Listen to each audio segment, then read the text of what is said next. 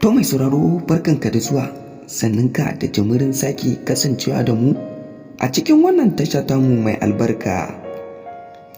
Saƙon gaggawa Janar Abdurrahman Chani ya yi domin kuwa ya ƙara faɗa ƙasar Nijar za ta fara siyan kayan yaƙi daga ƙasar Rasha, domin kuwa ƙasar Rasha ta haɗa wa ƙasar Nijar makaman yaƙi iri-iri wanda za su kare kansu na ganin kada wani mahaluki ya kawo musu farmaki. Mai girma Abdurrahman Chani ya tsaya tsayin daka domin ya ga ƙasar Rasha ta kammala wa'annan makaman yaƙi domin ƙasar Nijar ta siye su ta amfana.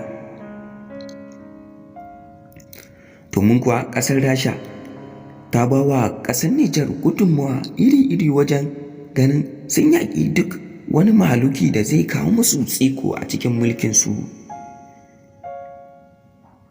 Mai sauraro ka kalli wannan bidiyon har zuwa ƙarshensa. A nan ne za mu nuna ma irin shirye-shiryen da ƙasar Rasha take yi wa ƙasar Nijar.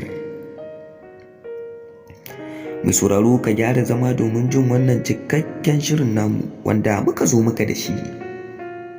Amma dan Allah muna roƙonka idan har wannan shine zuwanka channel ɗin nan na farko, muna roƙonka da ka danna mana alamar subscribe sannan kuma ka danna mana alamar ƙararrawa ta yadda za ka dinga samun sababbin shirye-shiryenmu kai tsaye da zarar mun ɗora.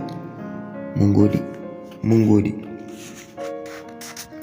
General Chani ya fito ya yi magana a kan shugaban ƙasar Rasha, domin kuwa